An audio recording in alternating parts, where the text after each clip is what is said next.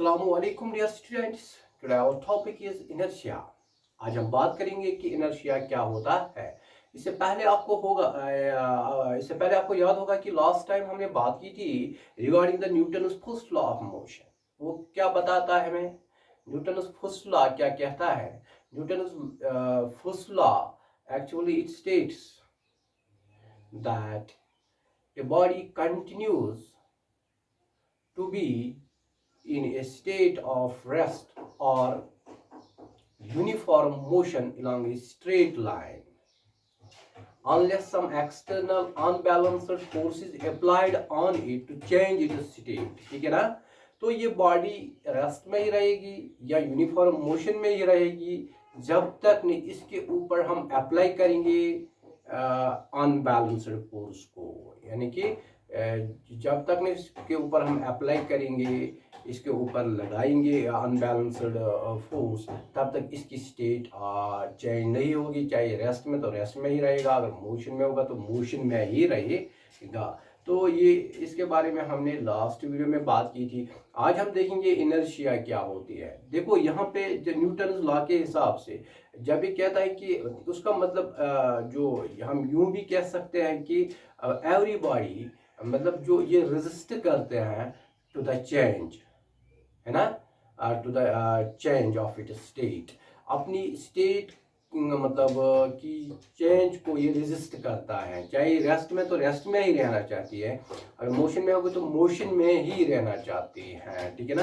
This actually this property, this resistance to the change, to resist the change of state of a body, this property is called the inertia. So we can define the term inertia as the inability of the body to change by itself its state of rest or uniform motion along a straight line। ठीक है ना?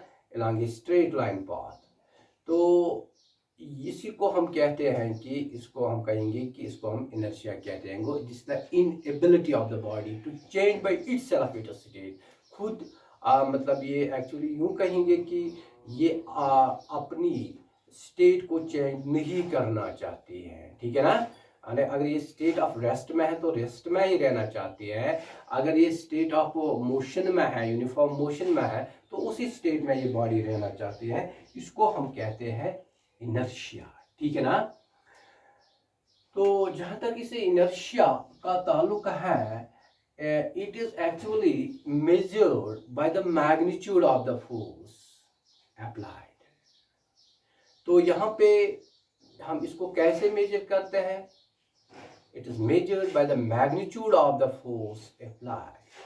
जितना force हमें ज्यादा apply करना पड़ेगा इस body के ऊपर इसकी स्टेट को चेंज करने में, तो उतनी मतलब इतनी इसकी इनर्शिया ज्यादा होगी। अगर लेस फोर्स अप्लाई करना पड़ेगा इस बॉडी के ऊपर ताकि इसकी स्टेट चेंज हो जाएगी, तो इसका इनर्शिया कम होगा। तो हम यूं कहेंगे the inertia of body is measured by the magnitude of the force required. More the amount of force required, more will be its inertia, or more will be the inertia of the body. Lesser amount of the force required upon the body to change its state, so less will be its inertia। ठीक है ना? तो इसका जो अगर हम quantitatively बात करेंगे, क्वांटिटेटिवली हम यूं कह सकते हैं कि अगर मतलब जो मास, अगर किसी बॉडी का मास ज्यादा होगा तो इसका मतलब जो इसकी इनर्शिया होगी वो ज्यादा होगी। इस तरह अगर मास कम होगा तो इनर्शिया अकॉर्डिंगली कम होगी। तो हम यूं कहेंगे कि inertia of a body it also depends upon the mass. पहले जो इनर्शिया है हम यूं कहेंगे,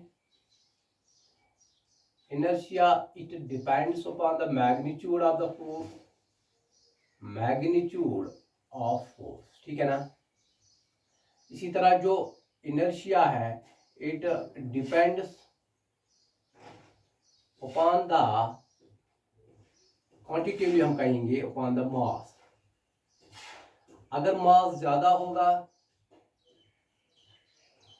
तो यहाँ पे इनर्शिया लेस होगी। इसी तरह अगर मास कम होगा तो इनर्शिया क्या होगी, दैट विल बी मोर, ठीक है ना। वो it depends upon the mass. Now मैं इसको हम यूं एग्जांपल से भी क्या मतलब इसको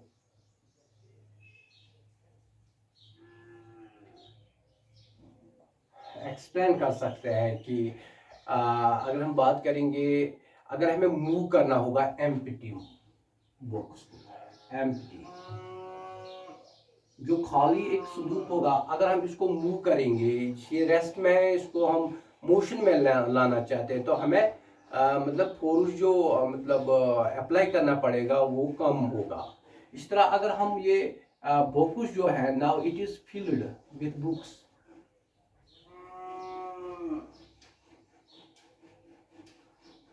इसके अंदर अब बुक्स है, अब इसी बॉक्स को हम पुश करेंगे तो फोर्स जो हमें अप्लाई करना पड़ेगा, यानी कि इसका मास अब ज्यादा होगा as compared to the empty box. तो यहाँ पे जो हमें फोर्स को अप्लाई करना पड़ेगा वो ज्यादा होगा। हम यूं कहेंगे मास तो ज्यादा होगा तो इनर्शिया भी ज्यादा होगी, तो यहाँ पे इनर्शिया ज्यादा होगी। तो यहाँ पे हमें यही कंक्लूड होता है, हम यही ऑब्जर्व करते हैं कि जितना मास ज्यादा होगा, the magnitude of the force which will be required to change the state of the body that will be more, and vice versa, ठीक है ना। तो यहाँ पे हमने देखा कि it depends upon the magnitude of force, depends upon the mass of a body.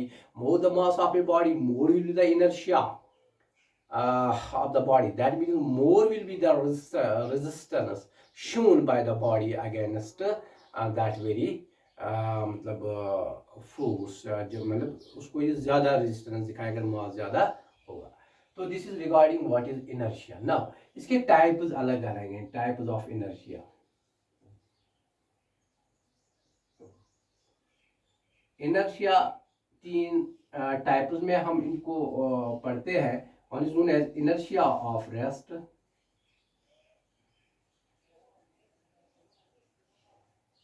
दूसरा जो है that is inertia of motion, and the third one is inertia of direction.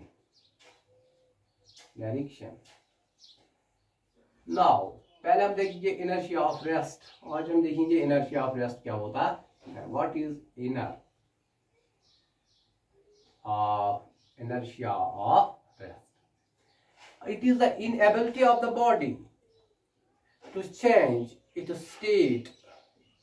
It is the inability of the body to change by itself its state of rest.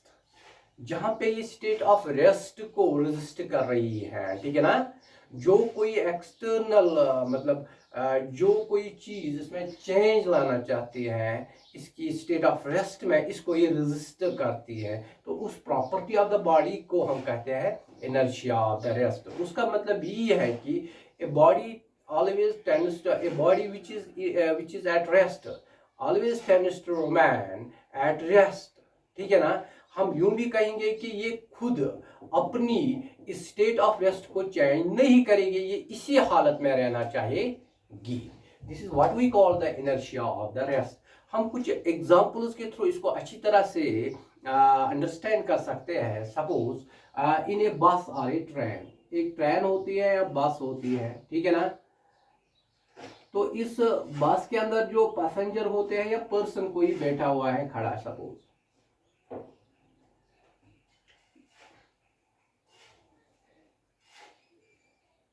यहाँ कोई person है, ठीक है ना। तो ये इस बस के अंदर बैठा हुआ है। जब बस इस वक्त रेस्ट में है तो ठीक है ना, जब बस अब स्टार्ट हो जाएगी, the moment it will start, आपको पता है क्या हो जाएगा, ये जो पर्सन है it will be pushed backwards, ठीक है ना। ऐसा क्यों होता है, जो ये क्यों बैकवर्ड की तरफ जाएगी और ये बस हमारी जो है ये आगे जब ये स्टार्ट हो जाएगी, मतलब स्टार्ट मीन्स कि आगे की तरफ बढ़ेगी, तो उसका यही है कि जो इसका लोअर पार्ट होता है इस पर्सन का वो भी मोशन में आता है, क्योंकि जो इसका लोअर पार्ट जो है दैट इज फीट वगैरह, वो इन कांटेक्ट है बस के साथ। जब बस पहले रेस्ट में थी, पर्सन भी एट रेस्ट था, तो जब बस मोशन में आ गई तो उसकी जो मतलब लोअर पोर्शन जो है which is in contact with the body of the bus, तो वो भी मोशन में आते हैं, लेकिन अपर पार्ट जो है ना वो रेस्ट में ही रहना चाहते हैं। दिस इज वाई तो उसको वो he feels the jerk towards the backwards, वो झटका महसूस करेगा पीछे की तरफ, ठीक है ना। क्यों? क्योंकि उसका अपर बॉडी तो रेस्ट में ही रहना चाहते हैं। This is the example while we मतलब this is the example of the inertia of the rest. इसी तरह अगर अब हम देखेंगे दूसरे एग्जांपल हम भी कोट कर सकते हैं, इसमें कोट कर सकते हैं। सपोज शेकिंग एक एप्पल ट्री है, ठीक है ना। इसकी जो ब्रांच होती है,